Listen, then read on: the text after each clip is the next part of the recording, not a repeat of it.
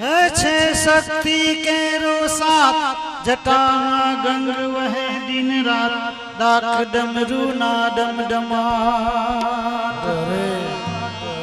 है शक्ति के रोसात जटा पर गंग वह दिन रात दाख डमरू ना डम डमा शंख नाद करे छे गान शिव ने भजो जीव दिन रात शिव ने भजो जीव शिव ने भजो जीव दिन रात घोड़ा ने भजो जीव दिन रात शिव ने भजो जीव दिन रात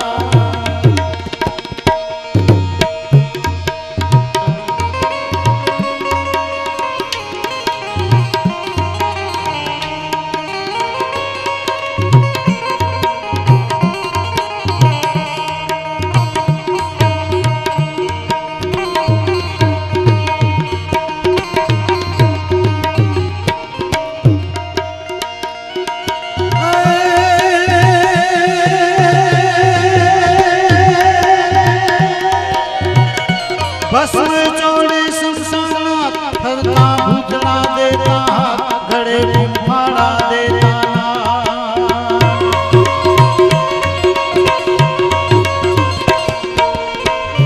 भस्म चोड़े शमशानात फरता भूतड़ा देता हाथ गड़े फाड़ा देता त्रिशूल चंके के वार शिव ने भजो जीव दिन रात शिव ने भजो जीव दिन रात घोड़ा ने भजो जीव दिन रात शिव ने भजो जीव दिन रात शिव ने भजो जीव दिन रात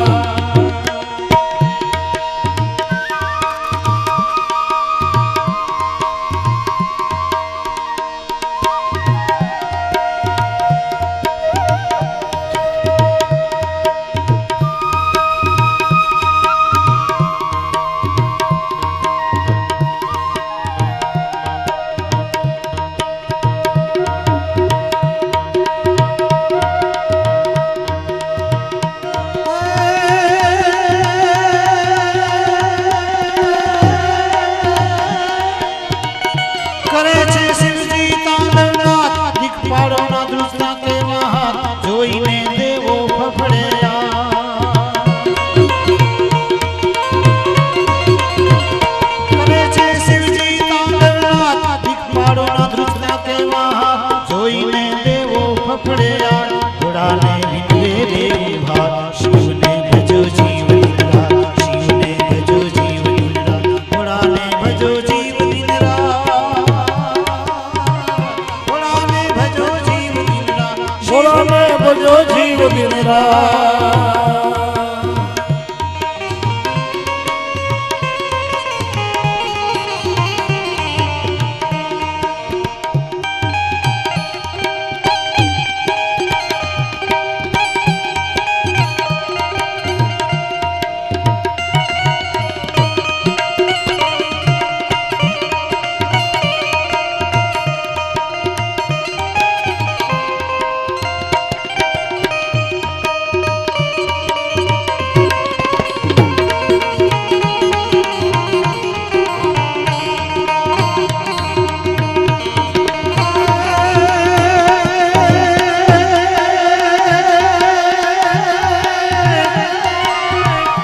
शिवजी शोभे छे कैलाश त्या वसे देव ऋषि राज तारणो नदी चरावेगा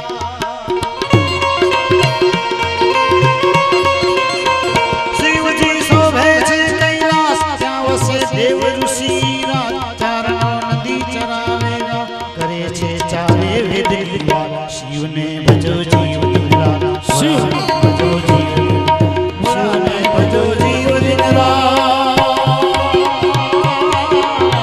भोला में भजो जीव दिन रात भोला में भजो जीव दिन रात शिव ने भजो जीव दिन रात बोलो मावती महादेव की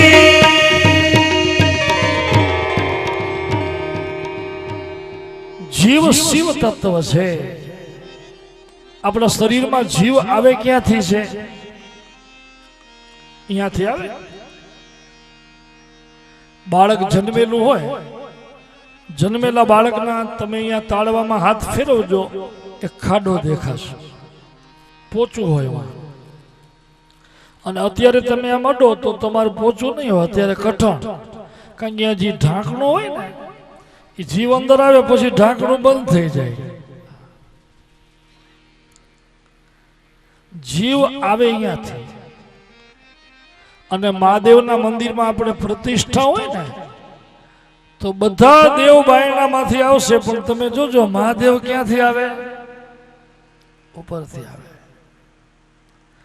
આપણું આ શરીર મંદિર છે અને શરીરમાં શિવ તત્વ આવે અહીંયાથી છે. પછી જાય ભલે દરવાજામાંથી, જેવા આપણા કર્મ. એક યોગી પુરુષો જેવા છે કે પાછા ઈ આ દ્વારને ખોલી શકે. આત્યંતિકી ગતિ.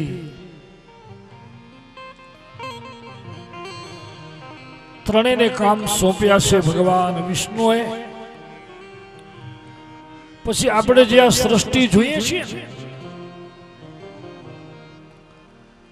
પગ વગરના અળસિયાથી કરી અજગર સુધી, કરોડિયાથી કરી કાન ખજુરિયા સુધી, બહુ પગવાળા, ચાર પગવાળા, બે પગવાળા, પશુ પક્ષી, જલચર, નભચર, ખગચર, સ્વેદજ, ઉદ્બીજ, અંડજ, જરાયુજ.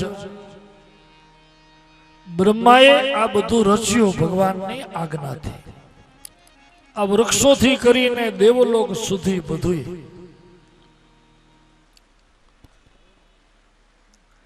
પછી બ્રહ્માએ ચાર માનસ દીકરા ઉત્પન્ન કર્યા સનકાદી ઋષિઓને, અને એમને આજ્ઞા આપી કે તમે જગત રચો. પણ ઓલાએ ચારેય જણાએ કહ્યું, પિતાજી અમને માયામાં નથી પડવું, અમે ભક્તિ કરશું, માયામાં નહીં પડીએ, તમારું કયું નહીં કરીએ એમ કહ્યું. એટલે બ્રહ્માને ક્રોધ થયો અને રુદ્ર એમાંથી થયા છે.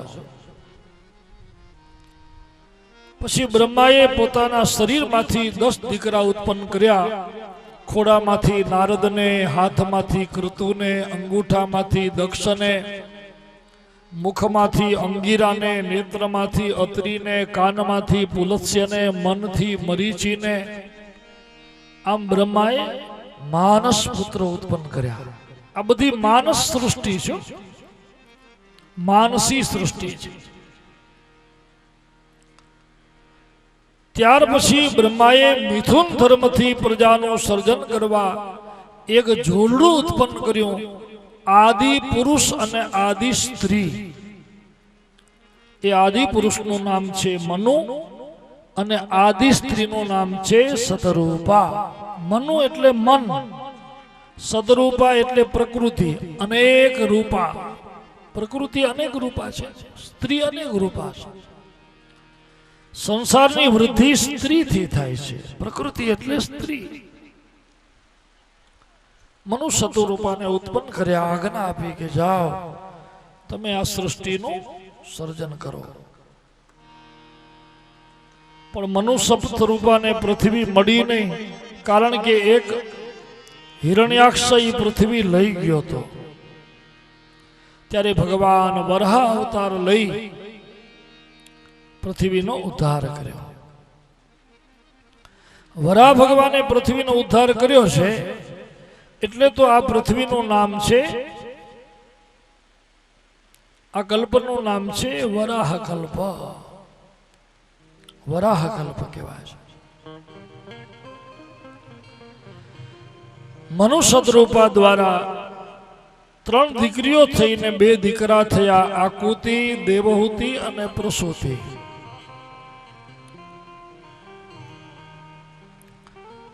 બે દીકરા થયા, પ્રિયવ્રત અને ઉત્તાનપાદ. દેવહૂતિ નામના જે દીકરી હતા એને પિતાજીને કહ્યું કે પિતાજી જ્યારે ઉંમર લાયક થયા અને એના માટે મૂર્તિઓ શોધતા હતા ને પિતાજી, ત્યારે દીકરી કહે છે કે મારે કોઈ રાજકુમારને નથી પરણવું, મારે તો યોગીને પરણવું છે, તપસ્વીને પરણવું છે. મનુ મહારાજે બ્રહ્માને પૂછ્યું ત્યારે બ્રહ્માએ કહ્યું કે મારા છાયા પુત્ર છે કરદમ નામના ઋષિ, એને તમે આ પરણાવો. પછી દેવહૂતિ કોને પરણાવ્યા?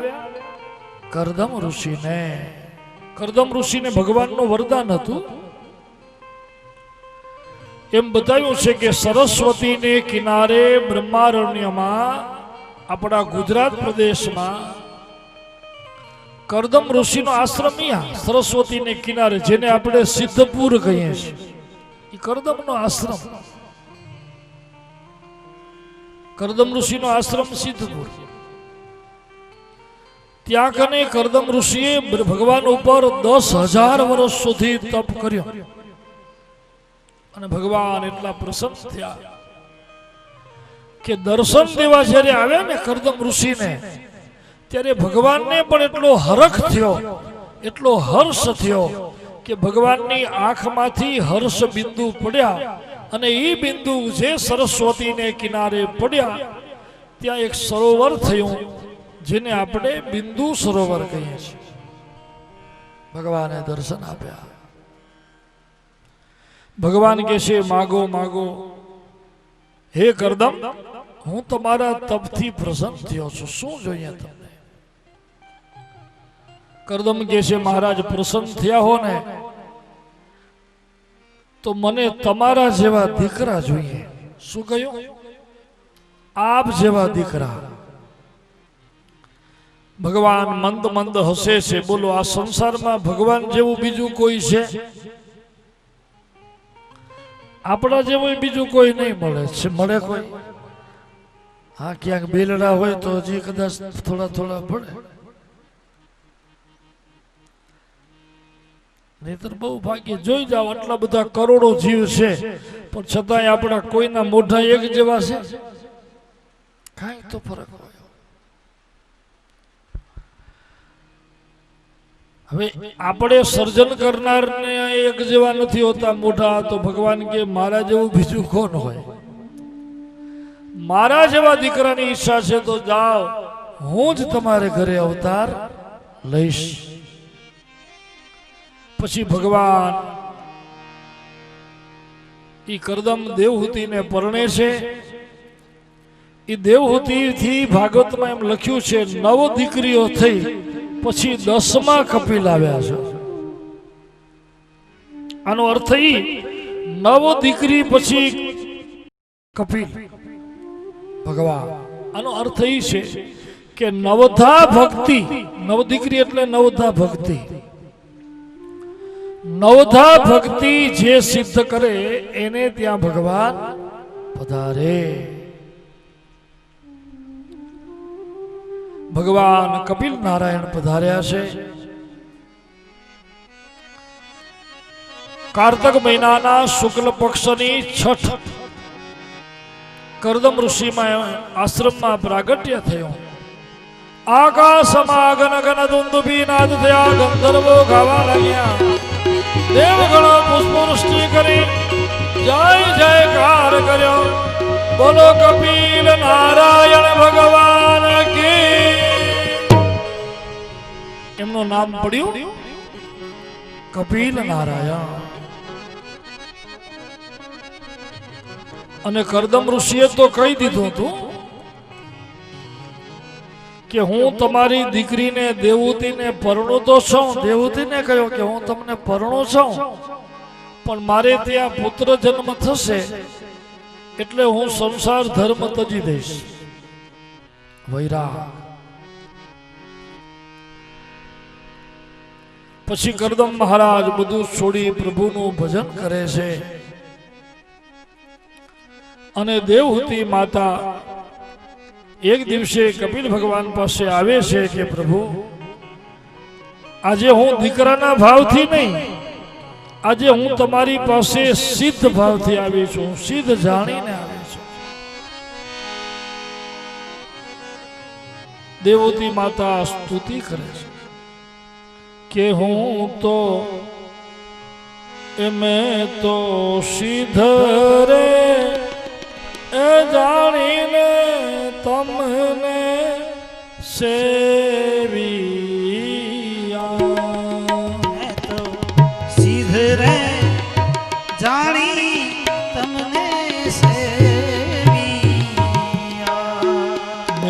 તો સિદ્ધ જાણી તમને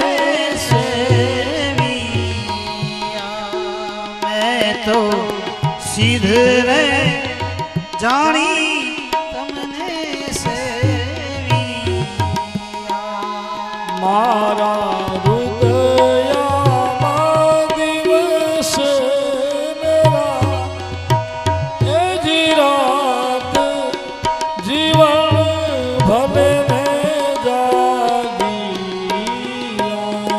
मारा रुदिया दिवस ने रात ए जी रात जीवन भले ने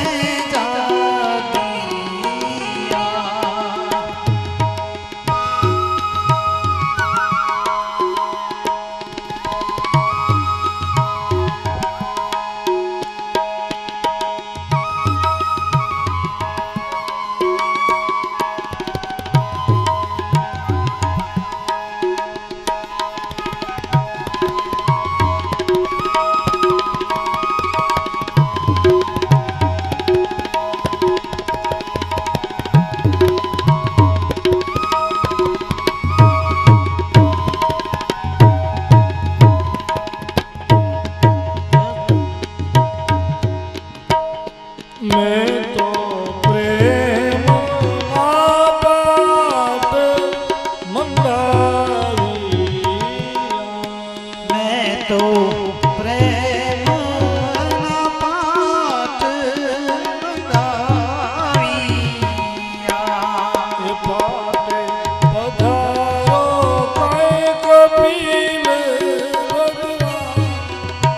ભગવાન જીવન ભલે ને જાગી पाते पधारो कई कपिल भगवान भगवान ऐ जीवन भले ने जागिया मैं तो सीधो जानी तमने सेविया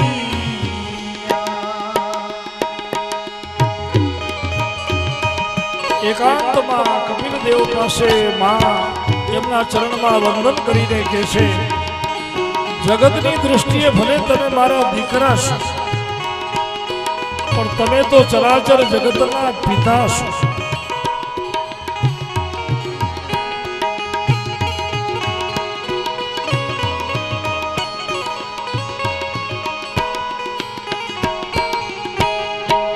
એવા ગુણી જન મળ્યા મારા નાથ એવા ગુણીજન એ મળ્યા છે મારા નાથના. એ તો જ્ઞાન ગંગામાં એ જ નાય જીવન ભલે ને જાગી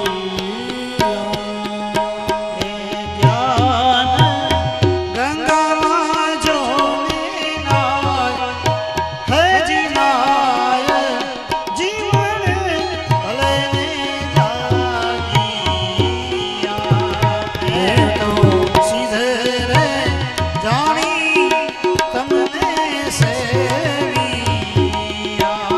પાટે પધારો કઈ કપિલ ભગવાન ભગવાન જીવન ભલે ને જાગીયા. મેં તો સીધે રે જાણી તમને સેવિયા. તમને સેવી આજે હું તમારી માતા નહીં, તમે મારા પુત્ર નહીં, હું એક જીવ છું ને હે પ્રભુ તમે એક બ્રહ્મ છો. હું મા દીકરા પાસે નહીં, જીવ બ્રહ્મ પાસે આવીશ અને મને એવું જ્ઞાન દો પ્રભુ કે મને જન્મ મરણના ચક્રમાંથી મુક્ત થઈ જવું છું. મને તમારા શરણે લઈ લ્યો ભગવાન. માતા દેવોદીએ ભગવાનની સ્તુતિ કરી છે. ત્યારે કપિલ ભગવાન કહે છે કે માં, જે જીવને મારી પ્રાપ્તિ કરવી હોય તો શું કરવું જોઈએ? જે અધ્યાત્મ યોગ મેં ઋષિઓને કહેલો એ હું તમને કહું છું. આ કપિલજી જે જ્ઞાન કે છે ને એનું નામ છે કપિલ ગીતા. સાંખ્ય યોગ એને કહેવાય. હે માં, જે જીવને મારી પ્રાપ્તિ કરવી હોય એને સૌથી પહેલા તો ગુરુને શરણે જાઓ, સદગુરુના શરણે. જે સિદ્ધ હોય, જેને પરમાત્માની અનુભૂતિ કરી હોય, અજાત શત્રુ હોય, સરળ હોય, આવા ગુરુને શરણે જવું, એની પાસેથી જ્ઞાન પ્રાપ્ત કરવું અને એ જ્ઞાન દ્વારા દૃઢ વિશ્વાસ રાખી એમના વચનમાં અને મારી યોગ્ય ભક્તિ કરવી. મા દેવહૂતિએ પૂછ્યું કે તમારી યોગ્ય ભક્તિ કઈ, એ મને કહો. કપિલ ભગવાન કહે છે કે માં, મારી યોગ્ય ભક્તિ કે ગુરુ પાસેથી જ્ઞાન લઈ પેલા મારા સાકાર રૂપને ભજવું. આ બધી ઇન્દ્રિયો જે છે ને, આપણી 5 ઇન્દ્રિય છે. જ્ઞાનેન્દ્રિય, 5 કર્મેન્દ્રિય, 5 તત્વ છે, 5 એની તન્માત્રા છે અને 4 અંતઃકરણ છે. 5 તત્વ કયા? તો કે પૃથ્વી, તેજ, વાયુ, આકાશ અને જળ. એ 5 તત્વ છે. એની 5 તન્માત્રા: શબ્દ, સ્પર્શ, રૂપ, રસ અને ગંધ. એની 5 જ્ઞાનેન્દ્રિય: આંખ, કાન, નાક, જીભ અને ચામડી. એની 5 કર્મેન્દ્રિય છે: હાથ, પગ, માથું અને મળમૂત્રના દ્વાર. 5 તત્વ, 5 મૂળ 5 તત્વ છે: પૃથ્વી, તેજ, વાયુ, આકાશ. એની તન્માત્રા એ 5, એટલે 5 ને 5 10. એની 5 જ્ઞાનેન્દ્રિય એટલે 15. એની 5 કર્મેન્દ્રિય 20 અને 4 અંતઃકરણ એટલે 24. આપણું આ શરીર કેટલા તત્વનું છે? 24 તત્વનું. 25મું જે તત્વ છે, જેને આપણે જોઈ નથી શકતા, જેને આપણે હંસ કહીએ છીએ. હંસ એટલે પરમાત્મા, પરબ્રહ્મ. હંસ સોહમ, હંસ સોહમ. જે યોગી પુરુષો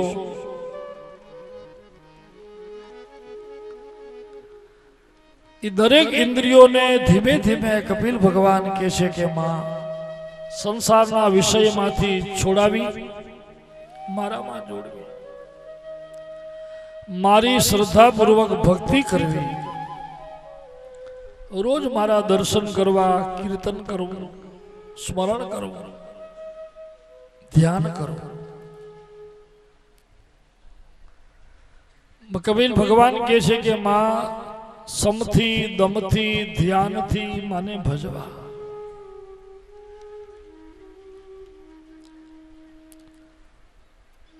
બ્રહ્મચર્ય પાળવું એટલે કે જેમ બને એમ ઇન્દ્રિયોને જીતવી.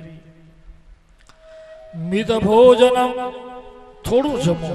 યોગી પુરુષોએ બહુ ખાખાઈ નહીં કરવાની અને અતિ ઉપવાસ નહીં કરવાના. આપણામાં ઊંધું હોય. તમે જોજો ઘણા લોકો ખાધા જ કરે, સવારે ઉઠે એટલે શરૂ થાય.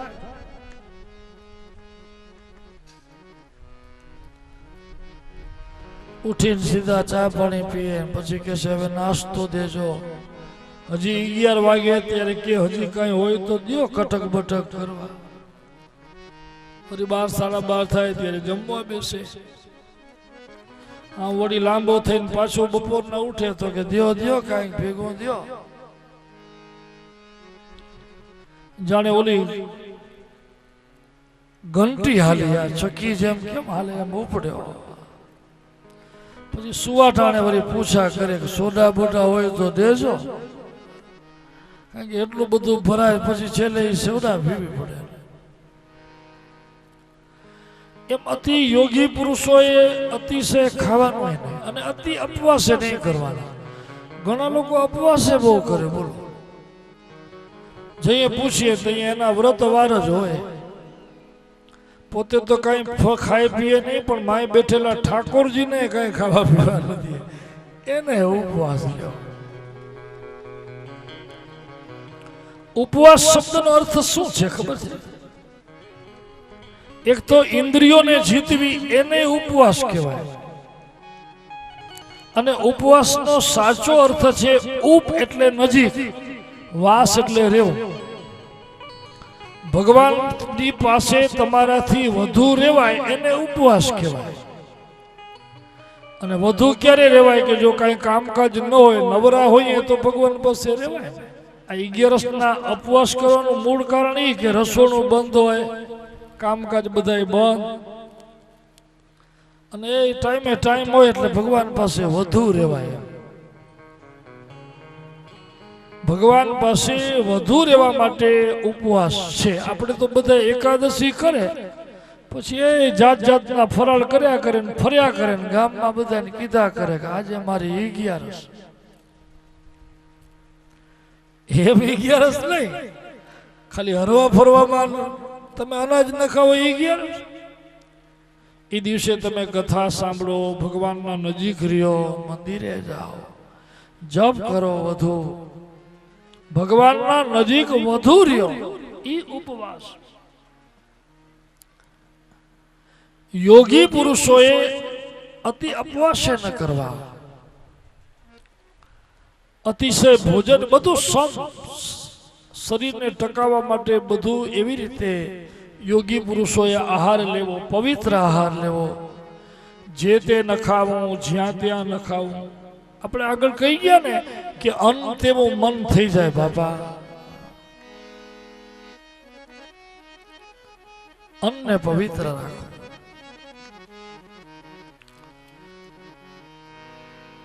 ક્રોધ જીતવો, કામ ક્રોધ લોભ બધાનો ત્યાગ કરો. ભગવાનના ભક્ત કપિલજી કહે છે કે માં, જેને મારી પ્રાપ્તિ કરવી હોય એને વાસનાને જીતવી, ઇન્દ્રિયોને જીતવી. બધાયમાં પ્રેમ ભાવ રાખો.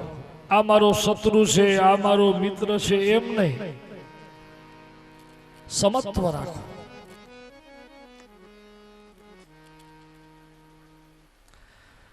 મારો જે ભક્ત જીવ હોય એને હંમેશા શાંત ચિત્ત રાખવું. ભગવાનની પ્રેમ લક્ષણા ભક્તિ કરવી, રોજ મંદિરે જવું, દર્શન કરવા, ધ્યાન કરવું, સાધુ પુરુષનો સંગ કરવો, રોજ સત્સંગ કરવો. આવી રીતે જે મારી ભક્તિ કરે છે, હે માં, એ મને પામે છે. જે મારી આપણે જે કહીને દરરોજ ભગવાનની ભક્તિ કરવી, એમ ન સમજવાનું કે હવે તો હું બધું જાણતો થઈ ગયો છું, હવે મારે મંદિરે જવાની ભક્તિ કાંઈ જરૂર નથી. એમ હા, એક આપણી ભૂમિકા થઈ જાય તો જુદી વાત છે. ઝાડને તમે જાહેરમાં વાવો ને, કોઈ પણ વૃક્ષને છોડને આપણે વાવવું હોય, આ વૃક્ષારોપણ બધા કરે છે, પણ વૃક્ષારોપણ કર્યા પછી તમે જો એની આજુબાજુ પિંજરું મૂકવું પડે, કાવાડ બનાવવી પડે.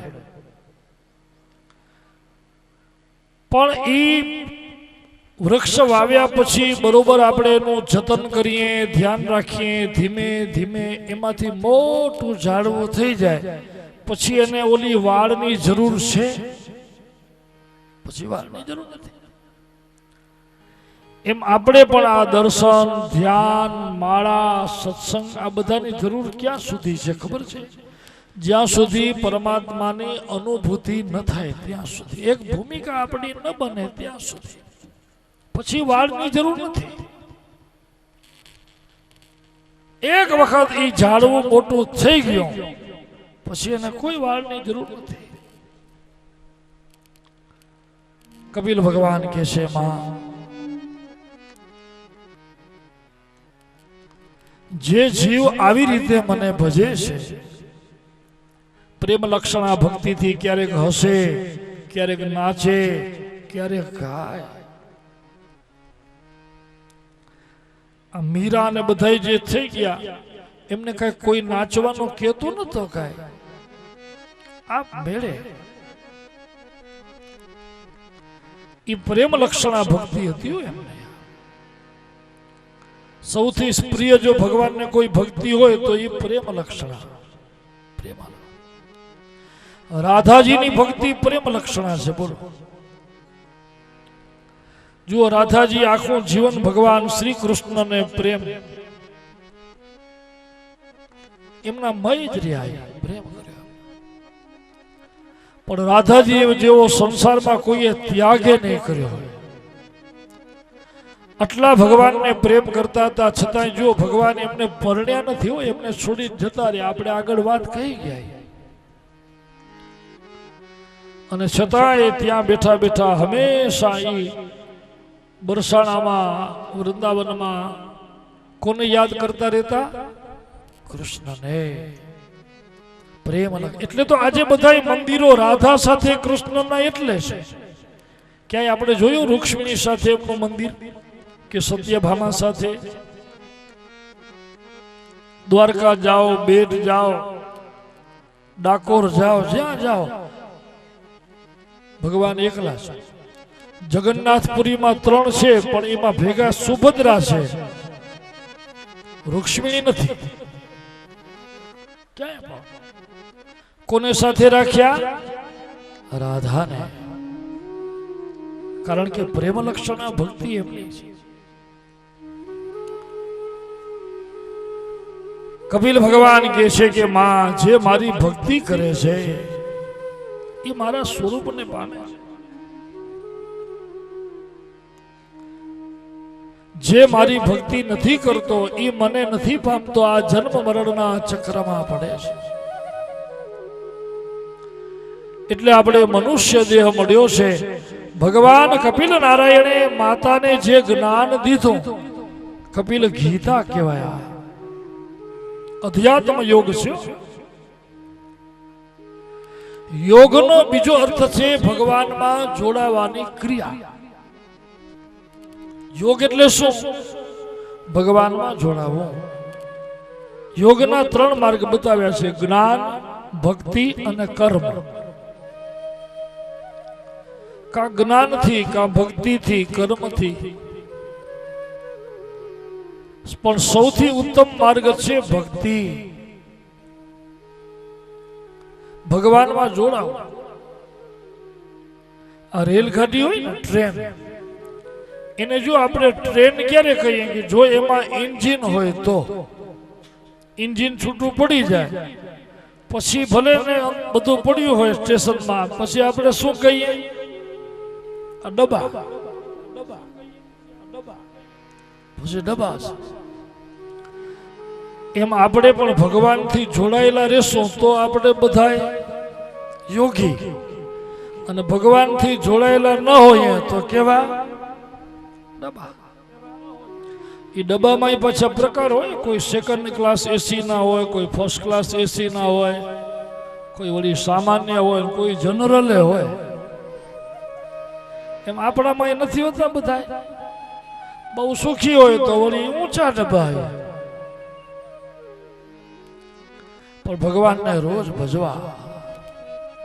જ્યાં સુધી શરીરમાં પ્રાણ છે, હરિની હાટડીએ જેમ આપણે રોજ ભક્તિ કરીએ એમ ભક્તો એમ કહે છે કે રોજ ભગવાનના નામનું પણ હટાણું રોજ કરવું. જે ભગવાન આપણે બધું આપે, પવન આપે,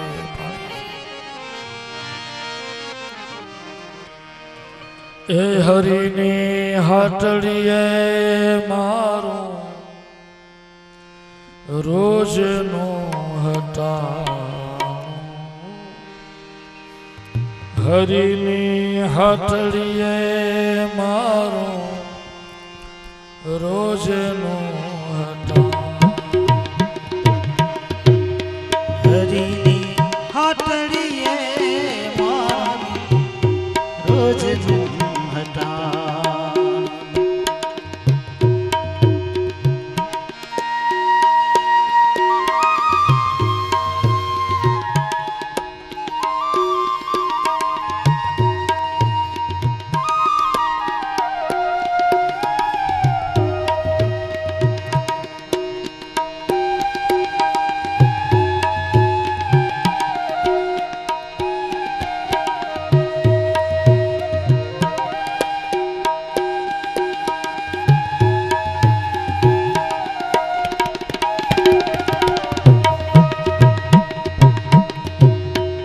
જોયું નહીં કોઈ દીએ, જોયું નહીં કોઈ દીએ,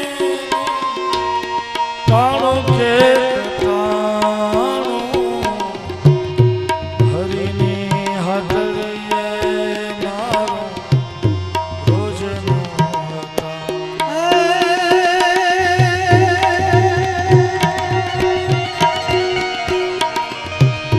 જોયું નહીં કોઈ દી એણે, જોયું નહીં કોઈ દી એણે, ટાણું કે કટાણું, હરિની હાટડીએ મારું રોજનું હટાણું.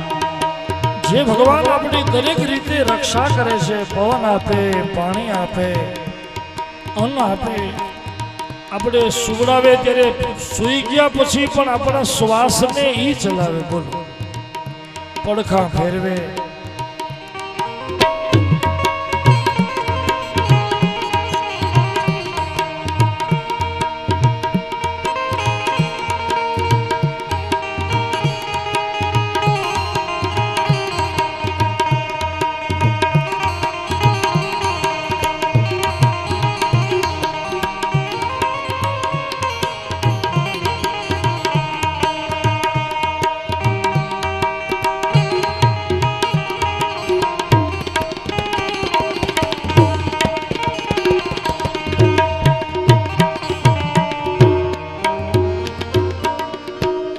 પૃથ્વી પવન ને પાણી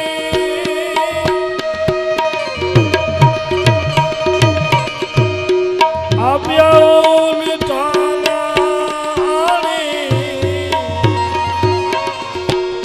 પૃથ્વી પવન ને પાણી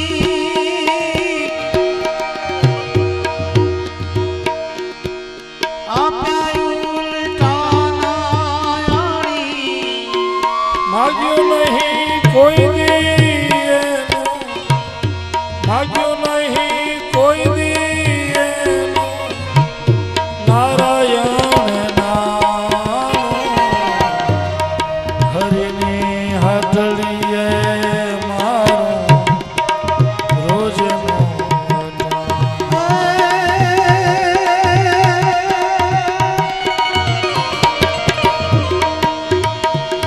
જોયું નહીં કોઈ દી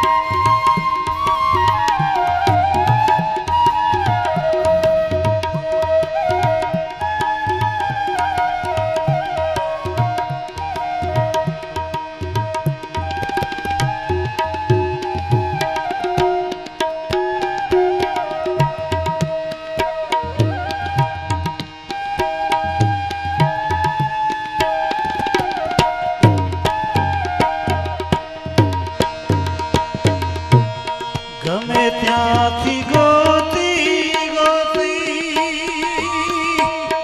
જય જય જય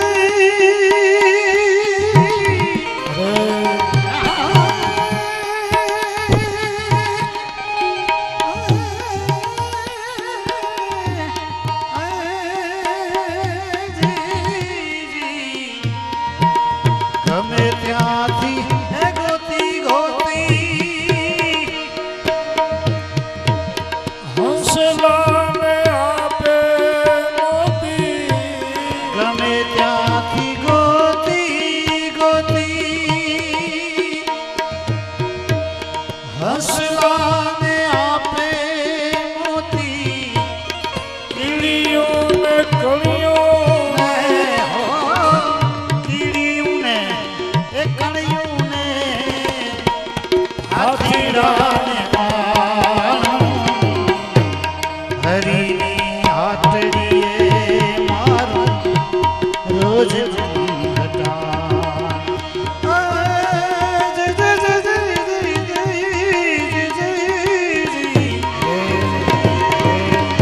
હરી હરી કરતા તું હર્ષ કર અને જીવન બૂજ પારસ લાદ્યો આ પ્રગટ એ તમામ વરો તું જોયું નહીં કોઈ દી એણે જોયું નહીં કોઈ દી એણે ટાણું કે કટાણું હરીની હાથડીએ મારું રોજ હટા શ્રીમન્નારાયણ નારાયણ નારાયણ શ્રીમન નારાયણ નારાયણ નારાયણ એ શ્રીમન્નારાયણ નારાયણ નારાયણ બધાય બોલજો નારાયણ નારાયણ એ શ્રીમન્નારાયણ નારાયણ નારાયણ ભજમન નારાયણ નારાયણ નારાયણ શ્રીમન્નારાયણ નારાયણ નારાયણ શ્રીમન નારાયણ નારાયણ નારાયણ શ્રીમન્નારાયણ નારાયણ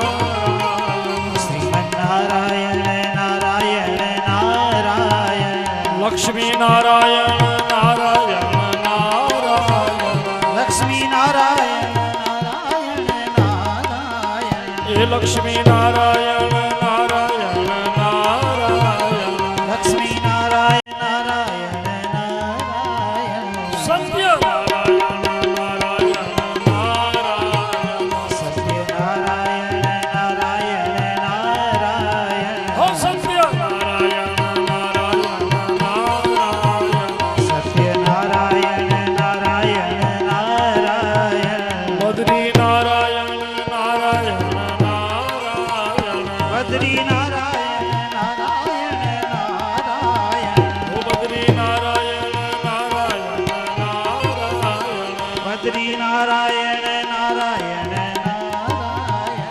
નર નારાયણ નારાયણ નારાયણ નારાયણ નારાયણ નારાયણ હો નર નારાયણ નારાયણ નારાયણ હરે નારાયણ નારાયણ નારાયણ બોલો લક્ષ્મી નારાયણ ભગવાન કી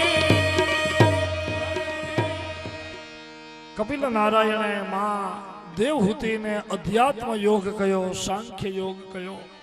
સાકર ઉપર જેમ પાણી પડે ને સાકર ઓગળી જાય એમ ભગવાન કપિલ નારાયણના જ્ઞાનથી દેવહૂતિ માતાનું જે શરીર હતું એ જળ બની ગયું.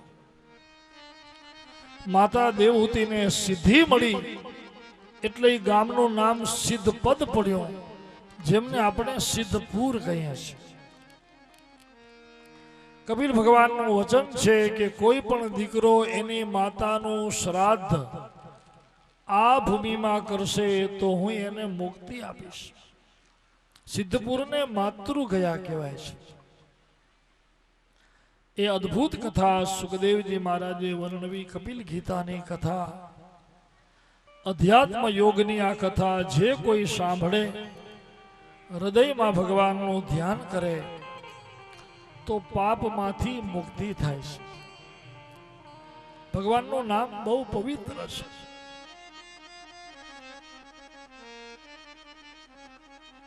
મંગલમય નામ છે. એ કથા આપણે વર્ણવી.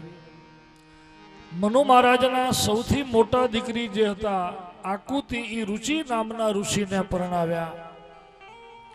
ત્રીજા દીકરી જે હતા પ્રસૂતિ, એ દક્ષ પ્રજાપતિને પરણાવ્યા. દક્ષ પ્રજાપતિના પ્રસૂતિમાં 16 દીકરીઓ થયા. કેટલા દીકરીઓ થયા? 16. 16 માંથી એમને 13 દીકરીઓ ધર્મને પરણાવ્યા.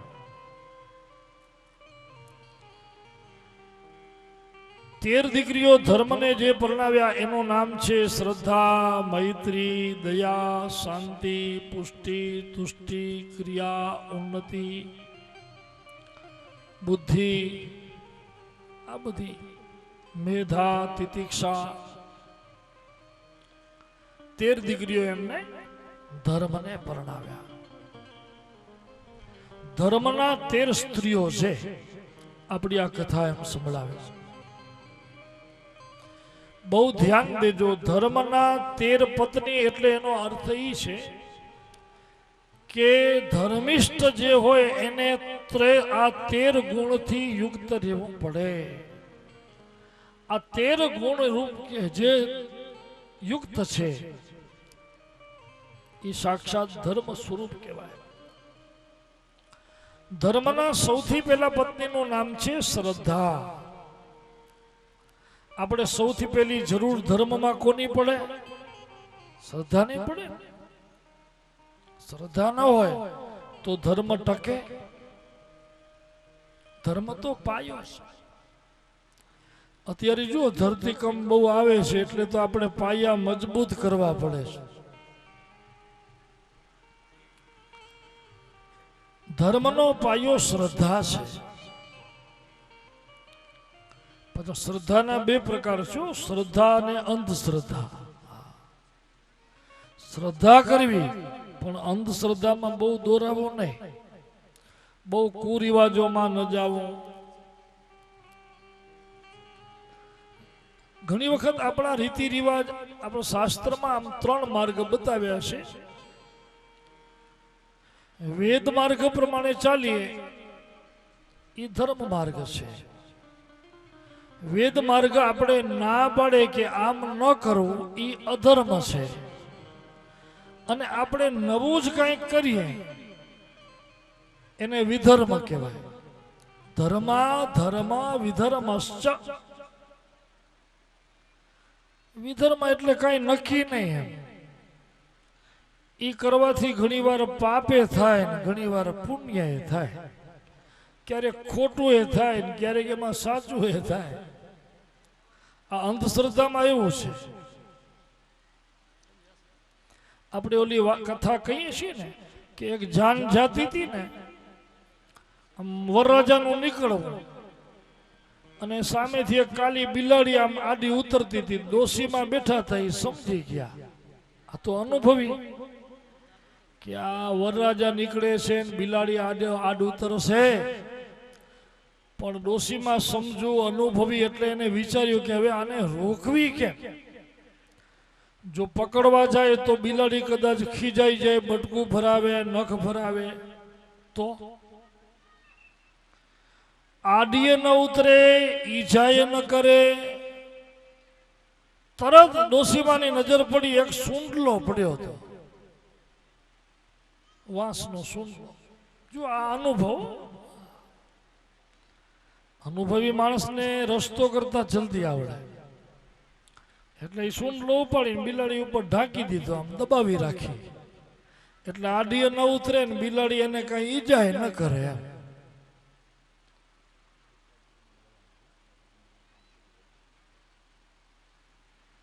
ઢાંકી દીધો, પકડી રાખ્યો. થોડી વાર વરઘોડો નીકળી ગયો, વરરાજા ગયા પછી એને હટાવ્યો. હવે એમાં એક વહુ આ જોઈ ગયા તો એને એમ થયો વહુએ જોયું ને એટલે એના મનમાં એમ થયું કે આપણામાં કદાચ આવો રિવાજ હશે કે જ્યારે કોઈ પૈણવા જતો હોય તો બિલાડીને સુનલામાં પુરાતી હશે હો. એ પછી તો હાલ્યો. પછી તો એ કુટુંબમાં જેના ઘરમાં લગ્ન હોય તો એ ગામમાં બિલાડી ગોતવા નીકળે. પછી ઓલી કાળા રંગની હતી તો આજુબાજુ ગામમાં ન મળે તો પરગામમાંથી લઈ આવે. જોશે તો કાળી જો. તે ઓલો લિસ્ટ લખે ને તેમાં એ ભેગી લખે કે કાળી બિલાડી રાખવી, એક સુનલો રાખવો, જાન નીકળે તે ડોસીને બેસાડવા. પછી તો રિવાજ થયો તો હાલ્યો. આ વિહિતા કરણ આપણું કોઈ કઈ કરી ગયો ને આપણે એ રસો ચાલીને હાલ્યા રાખીએ આખી જિંદગી. આ રસા પકડ્યા કહેવાય આપણી ભાષા. તો એ વિહિતાકરણનો કઈ નક્કી નહીં. એમ શ્રદ્ધાના બે પ્રકાર છે. શ્રદ્ધા કરવી પણ દ્રઢ, સત્ય શ્રદ્ધા. ધર્મના બીજા જે પત્ની છે એનું નામ છે મૈત્રી, મિત્ર. અનુભવ કરજો, જે ધર્મિષ્ઠ માણસ હશે એ કોઈ દિવસ મિત્ર વગરનો નહીં હોય. એને સારા જ મિત્ર હોય. આજ જોઈ જાઓ, જે માણસ સારું હોય ને એના મિત્ર થવા બધા ઈચ્છશે. પણ દુરાચારી પાપી હોય એ ભેગું થઈ જાય બોલાવે ખરા, પણ મનમાં પાછી બી કે હોય કે કોઈ જોઈ ન જાય તો ઠીક, ન કરે આના ભેગો ફરવું જાઉં. પછી એના ભેગું રહેવામાં એ સામેવાળાને ચિંતા થાય. ધર્મવાળા માણસ કોઈ દી મિત્ર વગરના ન હોય.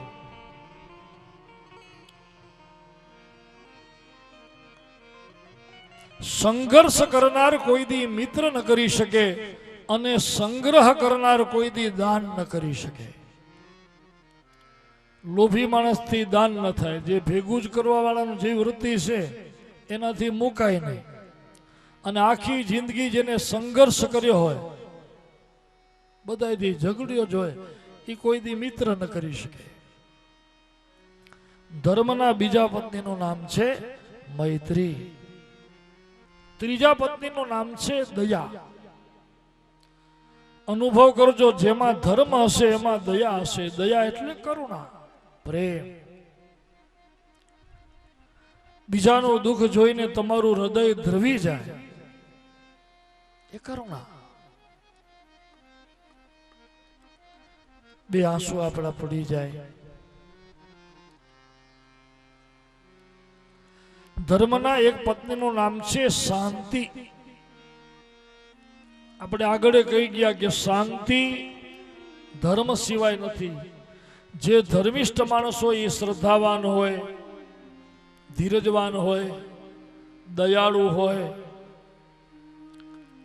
ધૈર્યતા ખાસ હોવી જોઈએ. ધીરજ ધર્મ મિત્ર અરુ નારી.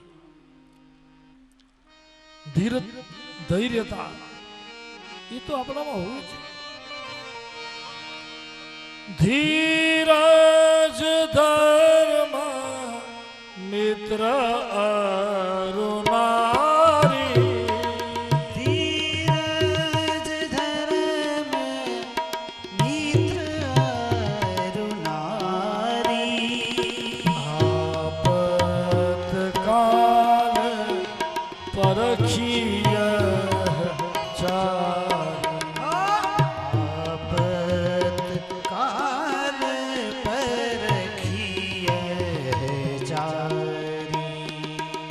ધૈર્યતા હોવી જોઈએ. શાંતિ ત્યાં છે. ધર્મના એક પત્નીનું નામ શાંતિ છે. ભક્તિ સિવાય બીજે ક્યાંય શાંતિ છે કોઈ ભૌતિક પદાર્થમાં? આપણે જો અહીંયા બેઠા છીએ, આવી ગરમી છે, આવો માંડવો છે, છતાંય જોજો જેટલી વાર અહીંયા બેસશો એટલી વાર શાંતિ મળશે. અનુભવ કરો. ભલે ગરમી છે પણ ઘરે આપણે એસીમાં હોઈએ, ભૌતિક પદાર્થ છે, એર કન્ડિશન થી ચામડા ઠંડા થાય, બાહ્ય શીતળતા થાય, ચામડું ઠંડુ થાય, પણ માય હૈયું જે સળગતું હોય, અંદર જે આગ લાગી હોય એ એર કન્ડિશન થી શાંત થશે? શાંતિ ધર્મમાં છે. ધર્મના એક પત્નીનું નામ શાંતિ. અહીંયા સુધી આપણે કથા વર્ણવી છે. હવે થોડા સંતોને વિદાય લેવી છે એટલે આપણે એમની સ્વાગત કરી લઈએ, આદર કરી લઈએ, વંદના કરી લઈએ, પછી આપણે કથાનો 5 મિનિટ રહીને આરંભ કરશું. હલો. અત્રે આપણા સૌના આદરણીય અને સૌ સમાજના જેને 18 આલમ માને છે એવા દાદા મેકરના ધામ, દાદા મેકરના જે મહંત શ્રી આપણી વચ્ચે પધાર્યા છે, એમનું અહીં આવું જ આપણા સૌ માટે આશીર્વાદ સ્વરૂપ છે. આ માના દરબારમાં દાદા પધાર્યા હોય તો એના આપણે ઉચ્ચથી સન્માન કરીએ. એમને અન્ય રોકાણ હોવાથી થોડી 2 મિનિટો કથામાં આપની વચ્ચે જરા લઈ રહ્યા છે, ક્ષમા કરજો. દાદાને વિનંતી કરીશ, એમની સાથે પૂજ્ય દયારામ દાદા લોડાઈ ગંગેશ્વર ધામથી પધાર્યા છે. બંનેનું આપ સૌ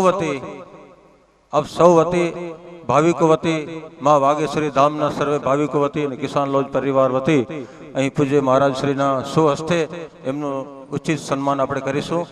અસ્તુ. બાકીના મહેમાનો શાંતિપૂર્વક રહેશે. સૌ કથા પૂર્ણ થઈ 12:30 વાગે સૌ સાથે પ્રસાદ લઈશું, ત્યારે મહાનુભાવોનું સન્માન આપણે એ તકે લઈશું. તો દાદાને બંને આદરણીય પૂજનીય સંતોને વિનંતી કરું કે વ્યાસપીઠ ઉપર તેઓ પધારશે અને પૂજ્ય મહારાજ શ્રીના સૌ હસ્તે એ મોમેન્ટો પ્રસાદ પ્રાપ્ત કરશે. અસ્તુ. સૌ જીનામ.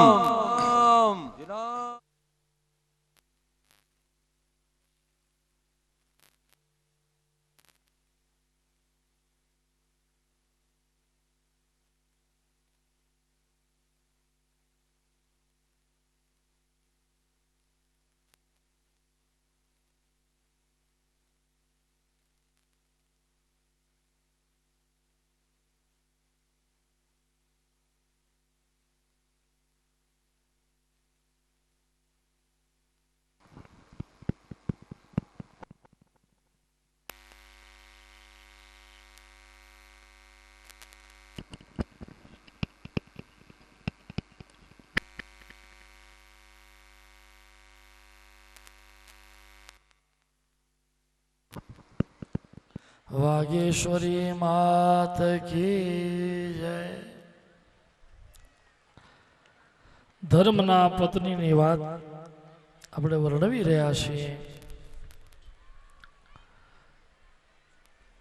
ધર્મના 13 સ્ત્રીઓ છે: શ્રદ્ધા, મૈત્રી, દયા, શાંતિ. ત્યાર પછી જે પત્ની છે એનું નામ છે પુષ્ટિ. પુષ્ટિ એટલે પોષણ, પૌષ્ટિકતા. ધર્મ છે ત્યાં પુષ્ટિ છે, ધર્મ છે ત્યાં શરીર સુખ પણ છે, ધર્મ છે ત્યાં ઇન્દ્રિયોની ચેતના છે. જે ભક્તિમાન જીવ હોય ને ધર્મ, એને ગઢપણ પણ મોડું આવે. આપણે આગળ કથા કહી ગયા કે સનકાદી ઋષિઓ અનેક વર્ષના હોવા છતાં પણ કુમાર જેવા દેખાય છે. ધર્મના એક પત્નીનું નામ છે તુષ્ટિ. તુષ્ટિ એટલે સંતોષ. આ સંસારમાં સંતોષ એ ધર્મનું લક્ષણ છે. ભગવાન કૃષ્ણને ઉદ્ધવજીએ પૂછ્યું તો કે આ સંસારમાં દરિદ્ર કોને કહેવાય? તો કૃષ્ણ ભગવાને એમ કહ્યું, ઉદ્ધવ, અસંતુષ્ટો દરિદ્રઃ. જેને સંતોષ નથી એ જ દરિદ્ર છે. ધર્મ છે ત્યાં સંતોષ છે, સંતોષ છે ત્યાં બધાય સુખ છે. ધર્મની એક પત્નીનું નામ છે ક્રિયા. ક્રિયા એટલે કર્મ, અને ક્રિયા હોય તો ઉન્નતિ હોય.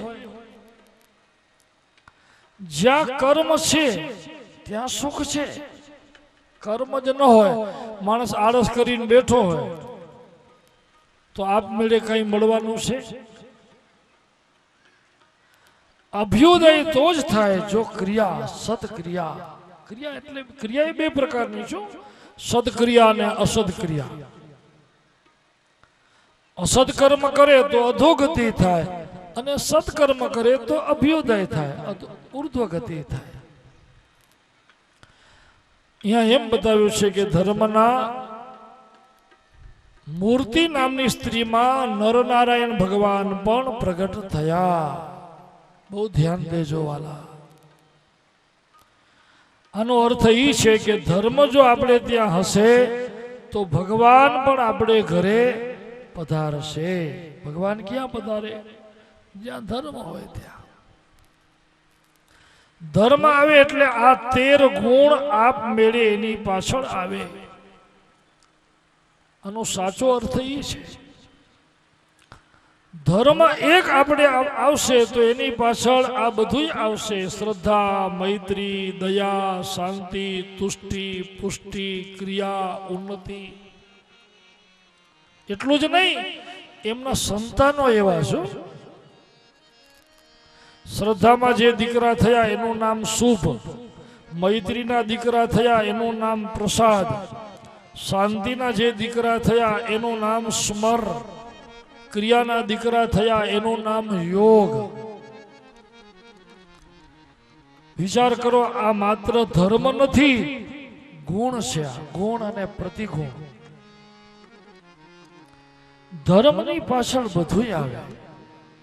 એટલે જ આપણું શાસ્ત્ર એમ કહે છે કે તમે એક ધર્મનું રક્ષણ કરશો તો ધર્મ તમારું રક્ષણ કરશે. ધર્મિષ્ઠ જીવને પ્રકૃતિ પણ સાનુકૂળ થઈ જાય. આપણે ઘણી વાર નથી કહેતા એનો સમય હમણાં બહુ સારો છે. સમય સારો એટલે કે પ્રકૃતિ અનુકૂળ. આપણે કહીએ કે ભાઈ આડા હાથે વાવે તોય સીધું થયો, એટલે સમજવું કે પ્રકૃતિ એને અનુકૂળ છે. ધર્મ છે તો બધું છે. 16 દીકરીમાંથી 13 ધર્મને પરણાવ્યા. 14મા દીકરીનું નામ હતું સ્વાહા. એ અગ્નિને પરણાવ્યા. એટલે તો આપણે યજ્ઞ કરીએ ત્યારે શું બોલીએ? સ્વાહા. એમાં અગ્નિપુત્રો થયા. 15મા દીકરી સ્વધા એ પિતૃને પરણાવ્યા. પિતૃના પત્નીનું નામ સ્વધા છે. આપણે પિતૃને પાણી દેવું હોય, બ્રાહ્મણ આપણે વિધિ કરાવે ત્યારે જો તર્પણમાં એમ બોલે, સ્વધા નમઃ પિતૃભ્ય સ્વધા નમઃ. સ્વધા બોલીએ તો જ પિતૃઓનો એ સ્વીકારે.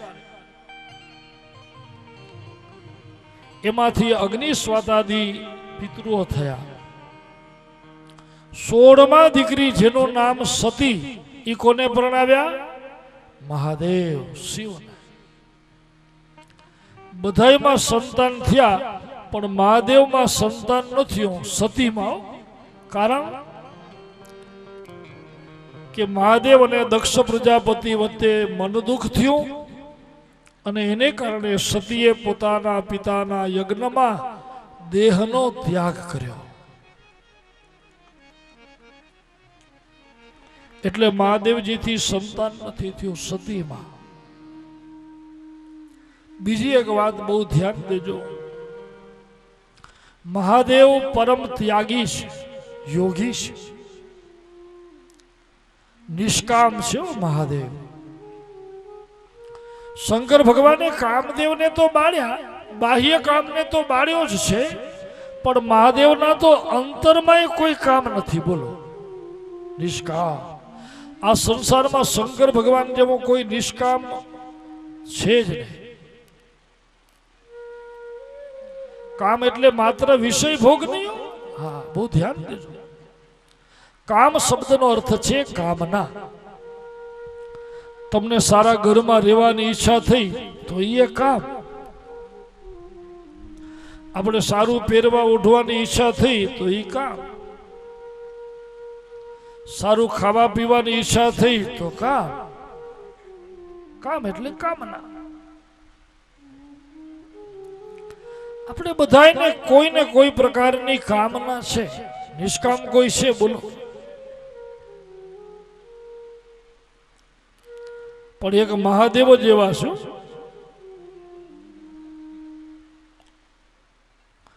કોઈ પાસે ન હોય ને ત્યાગની વાતો કરે એ જુદી વાત છે. ઘણા પાસે જોજો કાંઈ ન હોય તો ત્યાગની વાત કરે, બાપા પૈસો તો હાથનો મેલ છે, આજે આવશે ને કાલે જાય. ન હોય તો બધા વાતો કરે. બિલાડી દૂધમાં મોઢું નાખી દે પછી તો આપણે કહીએ પીવા દો ધર્મ થશે. હવે પીવા દો શું, મોઢું નાખી દીધું. એકવાર બુદ્ધ ભગવાનની સ્વારી નીકળતી હતી કાશીમાં. બુદ્ધ ભગવાન અંબારી ઉપર બેઠા હતા.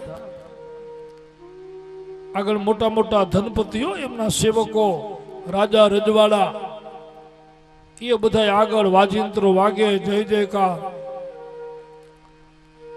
અને બુદ્ધ ભગવાનને કોઈ મોટા મોટા હતા ધનપતિઓ, કોઈ વળી સોનાના થાળમાં પાટ પીતાંબર, કોઈ હીરા મોતી, કોઈ કાંઈ, આ બધું સામો કરે, લ્યો મહારાજ લ્યો. પણ બુદ્ધ ભગવાન બધાને હાથ અડાડીને પાછો દઈ દેતા, હવે રાખો, કોઈનું લે નહીં. આમ સ્વારી જાતી હતી આગળ. એક ગરીબ બાઈ બેઠી બેઠી ચીભડું ખાતી હતી.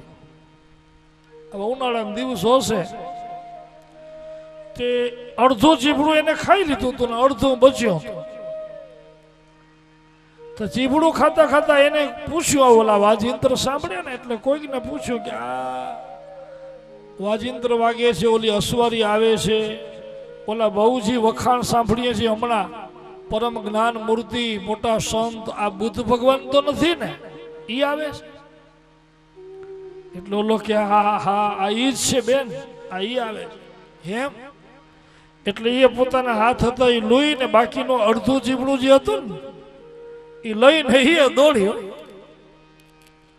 ઓલા બધા જેમ કાંઈ ને કાંઈ બુદ્ધ ભગવાનને સામું કરતા